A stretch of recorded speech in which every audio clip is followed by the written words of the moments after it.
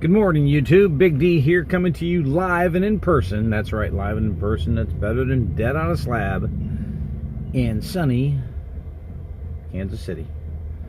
It's starting to look like Laredo here. It's stacking up with vans. But that's not the reason for the video today. I've been posting my information out there about how to buy vans, you can use it to buy a car, an RV. It's all the same process. I'm going to teach you, starting Friday, how to beat the dealer at your own game. As a former sales manager and F&I manager at a dealership, I know all the ins and outs and how these places work. You're going to be shocked on how dealerships actually work.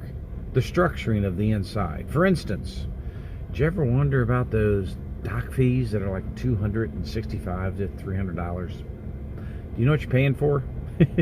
Well, I can give it to you in Ohio. I don't know what it is in other states, but dock fees in Ohio run about, I don't know, $10 to get your title in your name. And your plates are like, to register them, $17. Your temporaries, or just transfer them, $17, $27. The person from the dealership will take 100 deals. You ever wonder why it takes so long to get that title? They save them up. Send them down to the Bureau of Motor Vehicles, to the title division, and do them all at once. You'll see the guys. You're ever in there, you see a guy walking with this huge vanilla envelope stack and stuff like that. That's what he's doing. You're paying $275 roughly for this, on average. Right. You're getting grossed. All right? Just so you know it, that's called grossing you. Those fees, you can't get away from it because they're not going to waive them. But you're also paying so many other hidden fees, you don't even know it. For instance, the term invoice. I got it for $100 under invoice.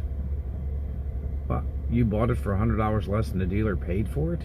Invoice isn't what a dealer pays for a car, by the way, or a van. So, I'm going to walk you through the steps of buying a van or a car, whatever you want to do. It works the same way.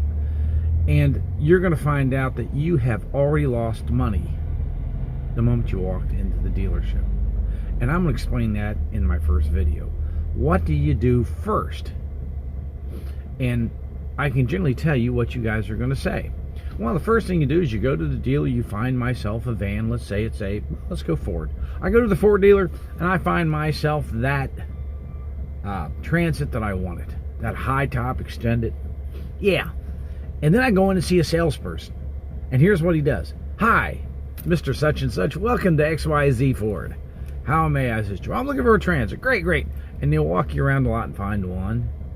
And you go in and they sit down and it's like, well, you know, do you have a trade? Well, yeah, I'm going to trade that thing in right there. Okay, good, good, good. And he's filling out a piece of paper. Okay? You're already screwed. But he's filling out this piece of paper. And he says, okay, great. Now, I'm going to go get your trade appraised. Can I have your keys? Thank you. And he goes off.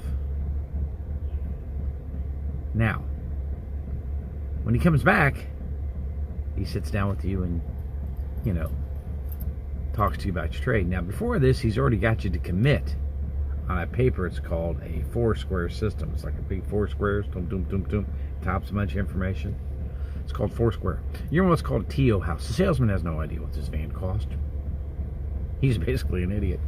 But you're going to find out that this idiot is going to run back and forth and play this game. And what they mean by TO is that they turn it over. You talk to a different person, the sales manager, if they can get you to commit. So what they're going to do is this. They're going to sit you down. They're going to say, well, you know, that van, you know, it's going to run you about $800, $900 a month at $39,000. I was thinking more like 6. If I could get you in that van today for $600 a month, would you drive it home? Well, yeah. And you sign on a little dotted line there, which means absolutely nothing. It's a commitment, is what it's known as. And then they run off to get your trade appraised. You've already lost money. And I will show you how in my first installment. What do you do first? And then how you negotiate when you bring your trades in, how you let you control the sale. Because right now they're doing it, and whoever who controls the sale wins. So generally speaking, The dealership does. And if you think you're smart and you can do this without any knowledge, great. Just remember, these people are trained to do this. They do it every day, multiple times a day, and they're really good at it. And Joe Schmo coming off the street who buys a vehicle every 4 or 5 years, you're going to beat these guys at the game they know well. Remember, they created it. And just so you know, when you go up there with an offer and it takes 20 minutes for them to come back, I'm going to tell you what they're really doing up there. Well, they're talking sports, what their kids are doing, because it only takes them less than a minute to see if your offer is any good or not. And then, as a manager, we'd ask the question, can we gross them some more?